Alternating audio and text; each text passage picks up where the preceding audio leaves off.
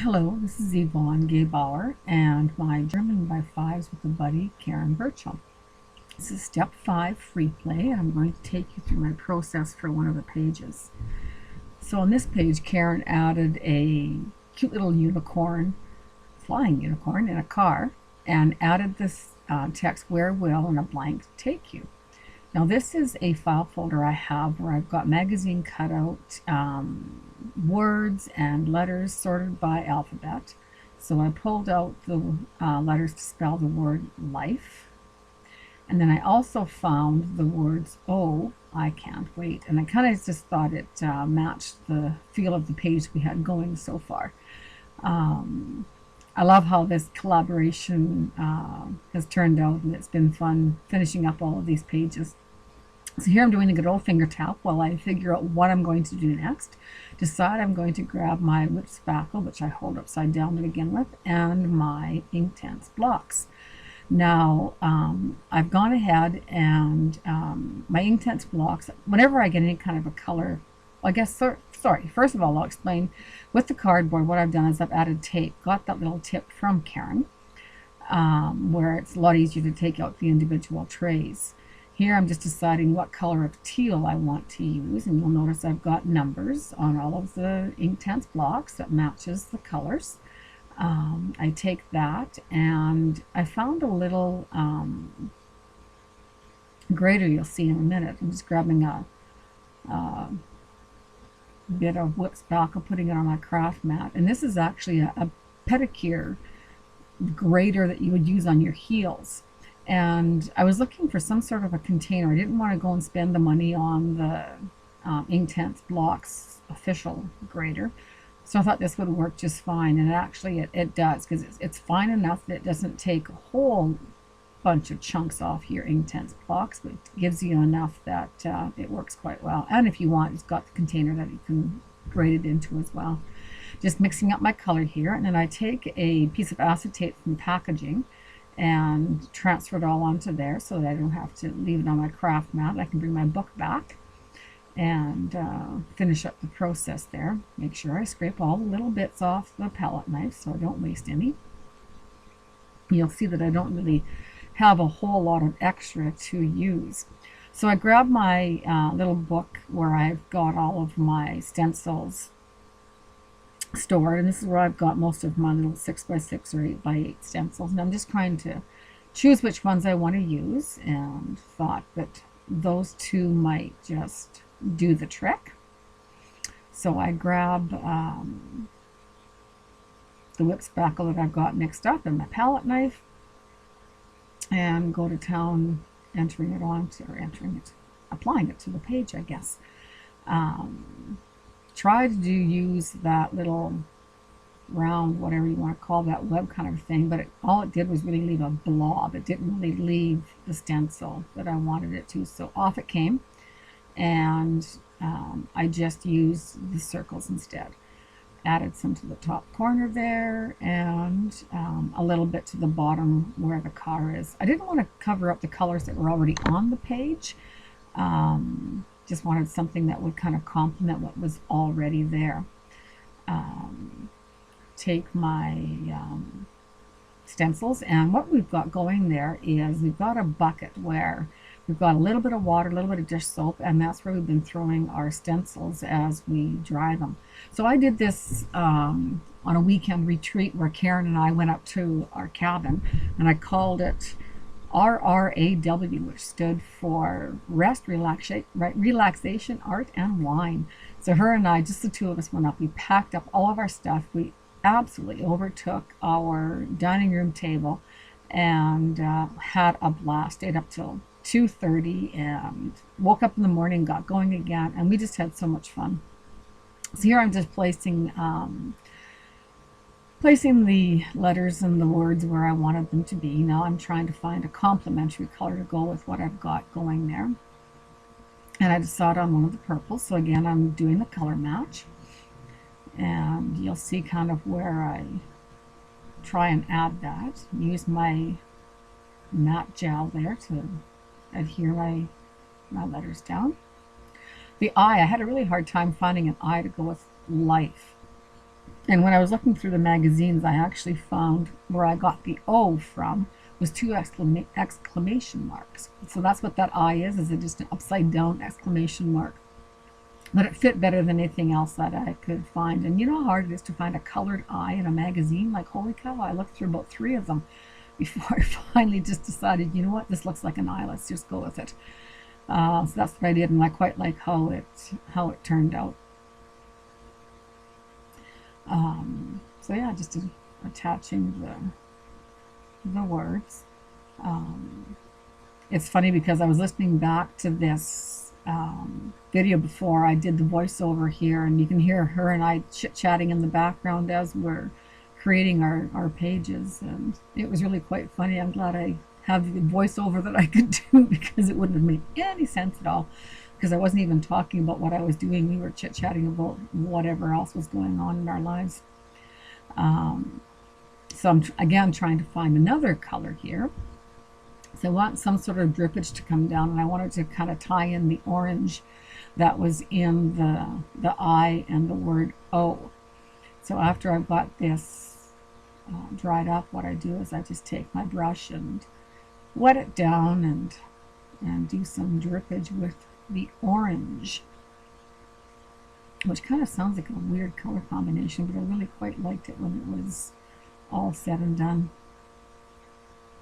So just coloring in some of the letters there as well. I didn't want them to be stark white, so I just took a baby white instead of a brush, because I didn't want it to be a really bright. I wanted it to be a little bit more subtle, so I used my teal and the sort of orangey yellow color there, and create a bit of a mottled color on the words, just so I don't have that white screaming at me. I'm not, whenever I put any kind of words down on a page, I like to try to tie them into the background, especially if I've printed it off, or if it's magazine cutouts like this, where it's a little bit more blendy, I guess, than the white in your face that this is. So just continuing to mix the colors together and blend them in. That unicorn is so cute. I love this. So there, I grabbed my brush and wet it down, and I thought, well, I'll just color in between. And I thought, no, that's not going to really work too well. Gave it a spray with some water, which worked a heck of a lot better. Do the old tappy trick to get it to go in between, and then decide that the other bubbles needed the same thing. So again, a little bit of that, spray some water, move the book around to get it to go in between all of the little dots that are there. Good old the heat tool. At least you don't hear that in the background, hey? So yeah, we spent way too much time giggling and eating all the things we shouldn't have been eating, and had all these plans how we were going to go for walks and take the quads out and all of that kind of stuff. And yeah, we pretty much sat at that kitchen table all weekend and ate and just created. That's all we did. So again, I'm just doing some more in between all of the little dots and stuff. I get it to go in between and I kind of do some guiding with it as well. If it doesn't exactly go where I want it to go, I do take the brush and off camera, of course, I do this. So why would you want to watch what I'm doing, right? I covered up the other page just so I wouldn't have it glaring at me as I'm trying to. That's why that paper towel is there. For no other reason. I didn't use it to blot a brush off or anything like that. I just didn't want the visual distraction to be there while I'm trying to work on this page. I wanted it to be a page on its own, not necessarily tied into the one next to it. Whether that makes sense or not, I don't know, but that's what I did. Sometimes I don't always make sense. Just adding a little bit more orange to the bottom. So this journaling by 5 process with a buddy, this was so much fun. Intimidating as all get out, I tell you. It when you've got somebody else's journal and you're trying to finish pages on it, I don't know, to me it was just, oh my gosh, what if she doesn't like what I'm putting down? And I way overthink it. Overthought it? Anyways, whatever I did. Overthought it, I guess. Overthink it is exactly the word, is it? So anyways, here I'm doing the drippage. Tapping the book to get her to go down. The one little line didn't go where I wanted it to, so I kind of guided it with my brush a little bit to go down. Lots of water, lots of Inktense color blocks, and that's what you get. So there it is. Dry up again. I liked where it ended up, so I wanted it to stay right there. Then decided that I needed to turn the book the other way and do some drippage through the bricks there. So that's what I'm doing there, is just getting it to run down through the bricks. So if you haven't done the journaling by 5's process, whether you decide to do it with a buddy or just on your own, honestly, it is so freeing, and you learn so much about yourself. I'm just completely a left-brained thinking person, so this process, I tell you, probably taught me more than all the years I've been doing mixed media about myself and how I overthink things, and just to let it go and slap it down, and it usually works out, is what I've found. So just reattaching the card, it started to pull up a little bit on the one side. Then I was going to do an Inktense block along the bottom in the blue, and yeah, that wasn't doing what I thought it was going to do. So grab my good old black Faber-Castell Big Brush Pit Artist pen. Love that thing. Use it a lot for my edging off pages, and it's got some blending time if you get at it right away. I love how it picked up the texture on the bricks there. That's what I was just showing in the close-up. But yeah, you just, as long as you start blending it out right away, it actually works quite well. I quite like it. And once it's dry, it is permanent. Those suckers do not move, so you best be, when you got it done, you best know where it's going to end up, because when it's there, it's there. You're not covering it up afterwards. So I just did the edging around the whole book, and I just like how that finishes a page off. I rarely leave an edge of a page without some sort of a color on it.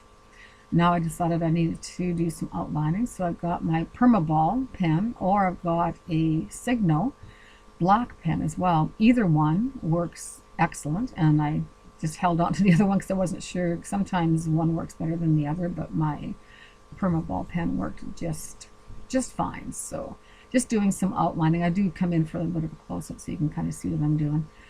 Just around the white. Again, I like things to be kind of segregated, and I just like that bordering on any kind of a quote that you've got. I usually do that. It's kind of one of my things I do as well.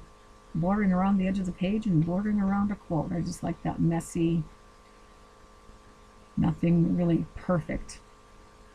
My pages, I like to grunge them. I'm not much of a, let's get everything all exactly square and all of that kind of stuff.